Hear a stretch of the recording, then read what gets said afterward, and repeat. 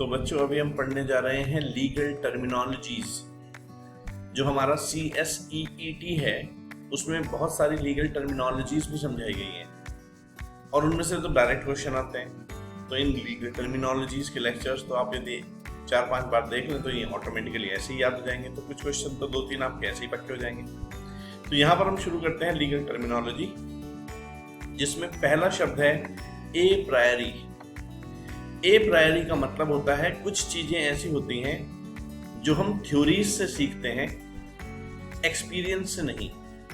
तो उन चीजों को हम बोलते हैं ए प्रायरी, यानी कि वे हमें पहले से ही पता होती हैं, हम अपने एक्सपीरियंस से उन्हें नहीं सीखते। जैसे हमें पता है 3 + 3 6 होता है, तो ये हमें समझा दिया गया और ये हमें समझ में आ गया और ये सच भी है।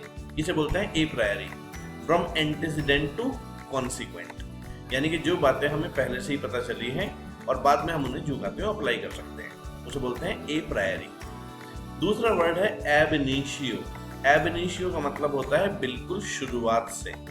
जैसे कि हम पढ़ भी चुके थे, माइनर के साथ किए गए एग्रीमेंट एब इनिशियो वर्ड होते हैं, यानी कि जिस समय वो किए जा रहे हैं उसी समय से वर्ड है। तो एब इनिशियो मतलब बिल्कुल स्टार्टिंग से। फिर वर्ड है एब्सोल्यूट सेंटिटिया एक्सपोशियर नॉन इंडिजिटेंट। इसका मतलब होता है plain words require no explanation. खास बात है लॉ में जो लिखने वाला होता है उसकी इंटेंशन कभी कभी जो शब्द उसमें इस्तेमाल हुए हैं उससे थोड़ा सा भिन्न हो सकती है। वहां पर हम लॉ को इंटरप्रेट करने के नियम लगाते हैं, लेकिन उन नियमों की आवश्यकता केवल तब पड़ती है जब लिखी हुई बात स्पष्ट न हो। लेकिन यदि लिखी हुई बात स्पष्ट है तो हमें कहीं और किसी रूल को लगाने की कोई जरूरत नहीं। जो उसका अर्थ निकल रहा है वही उसे मीनिंग भी देना चाहिए। तो इसीलिए plain words require no explanation. इसके अलावा बात आती है एक्सो मिक्सटा। इसका मतलब होता है मिक्स्ड एक्शन, यानी कि एक से ज्यादा एक्शन जब हम मिक्स करते हैं तो उसे बोलते हैं मिक्स्ड एक्शन, एक्सो मिक्सटा। फिर एक्सो पर्सोनालिस मॉरिटरम कम पर्सोना। इसका मतलब होता है a personal right of action dies with the person. कुछ चीजें ऐसी होती हैं जिसमें एक व्यक्ति के पास अधिकार होता है किसी दूसरे व्यक्ति को सू करने का। तो ऐसे केस में यदि वो पर्सनल अधिकार है, उसका और कोई उपयोग नहीं कर सकता, तो ऐसे केस में दूसरे व्यक्ति को पर्सनल अधिकार के लिए यदि सू करने की बात आती है, तो यदि सू करने वाला ही नहीं रहा तो एक्शन का अधिकार भी समाप्त हो जाएगा। यानी कि personal actions goes along with person. व्यक्ति की मृत्यु हो जाती है तो जो पर्सनली केस फाइल करने के अधिकार है वो भी समाप्त हो जाते हैं। इसके बाद वर्ड आता है एक्शनेबल पर से। एक्शनेबल पर से का मतलब होता है the very act is punishable and no proof for damage is required. यानी कि जो काम किया है सामने वाले ने वो गलत है और उसके लिए उसे सजा होगी, अलग से कोई प्रूफ देने की आवश्यकता नहीं है। क्यों? क्योंकि वो काम ही पनिशेबल है। जैसे कि यदि एक डॉक्टर ने जो है ऑपरेट करते हुए कोई लापरवाही करी जो साफ दिख रही है, जैसे कि वीडियो है और साफ दिख रही है कि ऑपरेट करते हुए लापरवाही कर रहा है, तो लापरवाही को अलग से सिद्ध करने की कोई जरूरत नहीं, अलग से और कोई प्रूफ देने की जरूरत नहीं। वो वीडियो ही अपने आप में सफिशिएंट हो जाएगी पनिशमेंट देने के लिए। तो वो काम जो उसने किया वही गलत था, अलग से कोई प्रूफ देने की जरूरत नहीं कि उस काम की वजह से कोई नुकसान भी हुआ।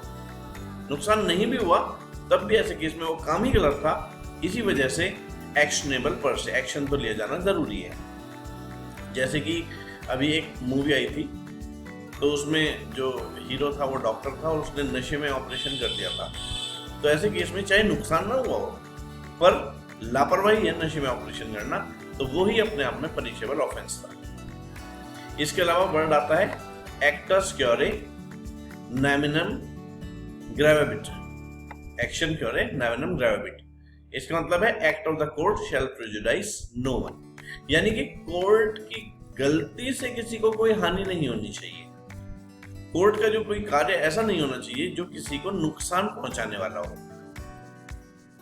इसके अलावा acts non facet रियम निसीमेंसेट्रिया। Acts non facet रियम निसीमेंसेट्रिया, इसका क्या मतलब होता है? इसका मतलब ये होता है कि कोई काम अपने आप में जुर्म नहीं होता गिल्टी ठहराने के लिए जब तक कि वो गिल्टी इंटेंशन से न किया गया हो। यानी कि क्राइम तब क्राइम है जब वो गिल्टी इंटेंशन से किया गया, अपने आप में कोई एक्ट जो है वो क्राइम नहीं है। ये बिल्कुल ऐसे ही है जैसे कि एक सड़क पे एक आदमी गाड़ी चलाता हुआ जा रहा है नॉर्मल स्पीड से और अचानक से उसके आगे कोई आ जाता है, टक्कर होती है और उस आदमी की मृत्यु हो जाती है, तो इसे हम एक्सीडेंट बोलते हैं। लेकिन यदि एक आदमी ने जानबूझकर दूसरे आदमी को मारने की इंटेंशन से उस पर गाड़ी चढ़ा दी तो उसे हम मर्डर कहते हैं। पहले वाले केस में गलती करने की इच्छा नहीं थी, एक्सीडेंटली ऐसा हो गया बगैर किसी की गलती के। तो ऐसे केस में किसी व्यक्ति पर गाड़ी चढ़ गई तो ऐसे केस में उसे एक्सीडेंट कहेंगे, मर्डर नहीं कहेंगे। क्यों? क्योंकि इंटेंशन गिल्टी नहीं थी। इसीलिए एक्टस नॉन फैकेट रियम निसी मैन से ट्रिया, यानी कि एक्ट अपने आप में मैन को गिल्टी नहीं ठहराया जाता जब तक उसने गिल्टी माइंड से कोई काम न किया हो। फिर वर्ड है एक्टस रियस। एक्टस रियस का तो मतलब ये होता है गलत काम, रॉन्गफुल एक्ट। एडहॉक। एडहॉक का मतलब होता है फॉर पर्टिकुलर एंड और केस एट हैंड, यानी कि उस पर्टिकुलर सिचुएशन में, उसे बोलते हैं एडहॉक, उस पर्टिकुलर सिचुएशन की वजह से। फिर वर्ड आता है एडिडियम। एडिडियम का मतलब होता है एट सेम पॉइंट, यानी कि जब चीजों को लेकर सब एक मत हो जाएं तो उसे बोलते हैं एडिडियम। जैसे हमने पहले भी एक वर्ड पढ़ रखा है कंसेंसस एडिडियम, तो वहां पर कंसेंट को लेकर एक मत हो जाना है, तो यहां पर भी एडिडियम का मतलब होता है सब एक ही निष्कर्ष पर पहुंच रहे हैं। Ad valorem. एड वैलोरम का मतलब होता है अकॉर्डिंग टू वैल्यू। जैसे कि कुछ टैक्स होते हैं वे एड वैलोरम अप्लाई होते हैं, यानी कि वो इस बात पर डिपेंड करते हैं कि गुड्स की वैल्यू कितनी है, उसे बोलते हैं एड वैलोरम। तो जो टैक्स चार्ज किया जाता है वैल्यू पर उसे बोलते हैं एड वैलोरम। तो इसका मतलब है अकॉर्डिंग टू वैल्यू। एक वर्ड है एल्यूनिडे। एल्यूनिडे का मतलब होता है फ्रॉम अदर सोर्स, यानी कि किसी और चीज से यदि वही चीज प्राप्त हो रही हो तो उसे बोलते हैं एल्यूनिडे। इसके अलावा वर्ड है एमिकस क्यूरी। एमिकस क्यूरी का मतलब होता है जो कोर्ट को सहायता करने वाले ऑफिसर्स होते हैं उन्हें बोलते हैं amicus curiae. A friend of court, member of bar who is appointed to assist the court, यानी कि कोर्ट को हेल्प करने के लिए जो अपॉइंट किए जाते हैं, असिस्ट करने के लिए जो अपॉइंट किए जाते हैं उन्हें बोलते हैं एमिकस क्यूरी। इसके अलावा वर्ड है एनिमस पॉसिडेंडी।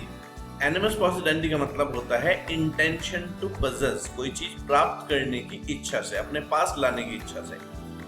इसके वर्ड बाद है Audi alteram partum. Audi alteram partum का मतलब होता है कि दूसरे पक्ष को भी सुना जाए, बगैर उसकी बात सुने उसे कोई सजा न दी जाए, इन्हें बोलते हैं ऑडी एल्ट्रम पार्टम। ये actually principle of natural justice है कि जब तक आप किसी पार्टी की बात सुन नहीं लेते तब तक आपको उसके खिलाफ कोई एक्शन लेने का भी अधिकार नहीं है, क्योंकि हर व्यक्ति के पास अधिकार है कि पहले वो अपनी बात स्पष्ट कर दे। Audi alteram partem. फिर वर्ड है बेनामी। नाम से ही पता चल रहा है बेनामी उसे बोलते हैं जिसका कोई ऑनर नहीं है या जिसका कोई ऑनर फॉल्स है, जो एग्जिस्ट ही नहीं करता, इन्हें बोलते हैं बेनामी। एक वर्ड है बोनाफीड। बोनाफीड का मतलब होता है अच्छी नियत से, गुड फेथ, जेन्युइन काम जब किया जाता है उसे बोलते हैं बोनाफीड। फिर एक वर्ड है कैवेट। कैवेट एक्चुअली राइट है, अधिकार। कैवेट का मतलब होता है जब हम कोर्ट को एक नोटिस दे देते हैं कि दूसरी पार्टी यदि कोई भी काम करेगी तो ऐसे केस में वो पहले हमें नोटिस दे दे, उसके बाद उस काम को करे, अपनी मर्जी से कोई काम ना कर दे। तो ऐसे केस में हम बोलते हैं कि कोर्ट में कैवेट दाखिल कर दिया है हमने। तो एक तरह की रेमेडी है, एक तरह का राइट है, ताकि यदि किसी चीज का डर है हमें तो ऐसे केस में उस डर को दूर करने के लिए कि कहीं दूसरा कोई ऐसा एक्शन न ले ले कि परमानेंटली हमारी चीज को डैमेज हो जाए या हमारे अधिकार खत्म हो जाए, हमें कोई और रेमेडी इस्तेमाल करनी पड़े, ताकि ऐसा ना हो। तो इसीलिए हम कोर्ट में कैवेट दाखिल कर देते हैं। अब एक तरह से दूसरा कोई भी जब एक्शन लेगा हमारी प्रॉपर्टी के खिलाफ, अपनी प्रॉपर्टी के खिलाफ, किसी अधिकार के खिलाफ, तो पहले हमें सूचना जरूर देगा। इसे बोलते हैं कैवेट। एक तरह की कॉशन है, सतर्कता, जो रजिस्टर करा दी जाती है कोर्ट के पास इंडिकेट करने के लिए ऑफिशियल्स को कि वे किसी मैटर में एक्ट नहीं करेंगे जब तक वे हमें नोटिस न दे दें, जो कैवेटर है। इसे बोलते हैं कैवेट दाखिल करना। फिर इसके अलावा 3 शब्द देखो यहाँ पर दिए गए हैं, एक कैवेट एम्प्टर, एक कैवेट एक्टर और एक कैवेट वेंडेटर। कैवेट एम्प्टर का मतलब है कि ग्राहक तुम जागरूक रहो, यानी कि यदि कोई तुम सामान खरीद रहे हो तो जिस उद्देश्य के लिए तुम सामान को खरीद रहे हो वो उद्देश्य तुम्हारा पूरा हो जाएगा या नहीं, ये तुम्हें देखना है।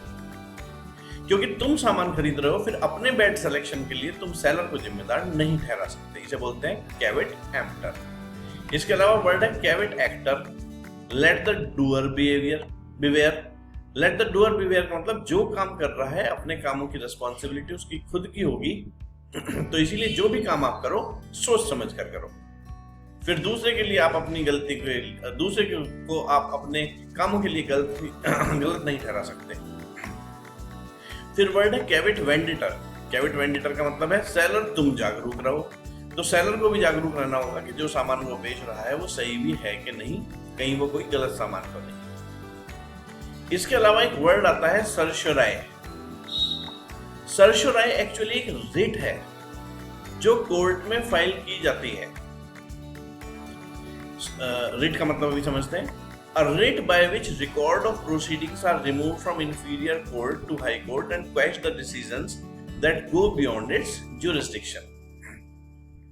कभी-कभी क्या होता है कि जो लोअर कोर्ट है वो कोई ऐसा फैसला सुना देता है जो उसकी पावर्स के बाहर है। अब ऐसे केस में उस डिसीजन को क्वैश कराना है तो हमारे पास अधिकार है कि हम हाई कोर्ट के पास जाएं और उन्हें ये जो है रिक्वेस्ट करें और प्रूफ दें कि जो लोअर कोर्ट है उसने जो फैसला सुनाया है वो अपनी अथॉरिटी से बाहर जाकर सुनाया है, तो इस फैसले को समाप्त या रद्द कर देना चाहिए। ये हमारा अधिकार होता है हाई कोर्ट के पास डायरेक्टली जाने का। इसे हम बोलते हैं सर्शराय। ये अधिकार बेसिकली कॉन्स्टिट्यूशन से हमें मिलता है। इसीलिए कहा है कि ये एक रिट है जिससे जो रिकॉर्ड ऑफ प्रोसीडिंग्स हैं इंफीरियर कोर्ट के हाई कोर्ट के समक्ष दिखाकर उन्हें हम रद्द करा सकते हैं, क्योंकि हो सकता है कि लोअर कोर्ट ने अपना फैसला अपने जुरिस्डिक्शन से बाहर जाकर सुनाया। फिर इसके बाद वर्ड आता है सैचुई क्वी ट्रस्ट। सैचुई क्वी ट्रस्ट का मतलब होता है ऐसा ट्रस्ट जो भरोसे पर आधारित होता है और किसी के बेनिफिट के लिए बनवाया जाता है, उसे बोलते हैं सैचुई क्वी ट्रस्ट। जैसे कि मान लो एक अमीर बिजनेसमैन है जिसने अपनी एक संपत्ति ट्रस्ट को दे दी, एक ट्रस्ट क्रिएट किया, ट्रस्ट के नाम संपत्ति ट्रांसफर कर दी और जो ट्रस्टी है उसे अपॉइंट कर दिया ताकि वो जिन्हें बेनिफिट वो देना चाहता है उस संपत्ति का या पैसे का, उन्हें बेनिफिट मिल सके। तो इसे कहते हैं सैचुई क्वी ट्रस्ट। ये बिल्कुल ऐसे ही है जैसे एक बड़े बिजनेसमैन ने अपनी प्रॉपर्टी में एक अनाथालय खुलवा दिया और अपनी प्रॉपर्टी से कुछ लाख रुपए महीना रेगुलरली उस अनाथालय को दिया ताकि ऐसे केस में जो अनाथ बच्चे हैं उनका भला हो सके। तो ऐसे केस में जो ट्रस्ट क्रिएट किया गया है रिच बिजनेसमैन के द्वारा बेनिफिट ऑफ द जो है ऑर्फन चिल्ड्रन के लिए, उसे हम बोलेंगे cestui que trust. The person who has equitable right to property in India is known as beneficiaries. तो उन बेनिफिशियरीज के लिए जो ट्रस्ट क्रिएट किया जाता है उसे बोलते हैं सैचुई क्वी ट्रस्ट। इसके अलावा वर्ड है consensus ad idem. Consensus ad idem तो हम सबको पता है, जब दो या दो से ज्यादा पार्टीज एक ही बात को लेकर एक प्रकार से एक समय पर सहमत हो जाती हैं तो उसे बोलते हैं कंसेंसस एड इडियम। और ये कहते हैं किसी भी कॉन्ट्रैक्ट में एंटर होने के लिए सभी पार्टीज का कंसेंसस एड इडियम में होना जरूरी है। फिर वर्ड आता है कंटेम्पोरानिया एक्सपोजियो एस्ट ऑप्टिमा एट फोर्टिसिमा लिगे। कंटेम्पोरानिया एक्सपोजियो एस्ट optima eight फोर्टिसिमा लिगे। इसका मतलब ये होता है कंटेम्पोरेनियस एक्सपोजिशन और language is the best and strongest in the world. इसका मतलब ये है कि यदि किसी लॉ को कोई अर्थ देना है तो ऐसे केस में जो भी लॉ लिखा है उसे जो अर्थ देना है आज तक जो मिलता आया है वही आज भी बेस्ट रहेगा जब तक कि कुछ विशेष एक्सेप्शनल सर्कमस्टांस ही ना हो जाए।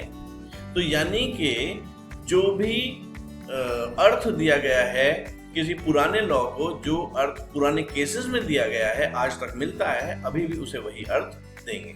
इसे बोलते हैं कंटेम्पोरेनिया एक्सपोजियो एस्ट ऑप्टिमा एट फोर्टिसिमा लिगे। फिर इसके अलावा वर्ड आता है कॉर्पस डिलिक्टी। कॉर्पस डिलिक्टी का मतलब होता है बॉडी और जिस्ट ऑफ द ऑफेंस, यानी कि जो ऑफेंस है उसके लिए जो हमें प्रूफ देना होगा और वो जो प्रूफ हमने दिया जिससे वो ऑफेंस प्रूव होता है कि ये ऑफेंस है। जैसे मर्डर मतलब किसी व्यक्ति को मार दिया गया है, तो ऐसे केस में यदि उसके हमारे पास कोई वीडियो है तो हम कहेंगे यही तो क्राइम है जो कमिट किया गया है। इस तरह के और भी क्वेश्चंस हैं, वो अभी देखेंगे अगली वीडियो में।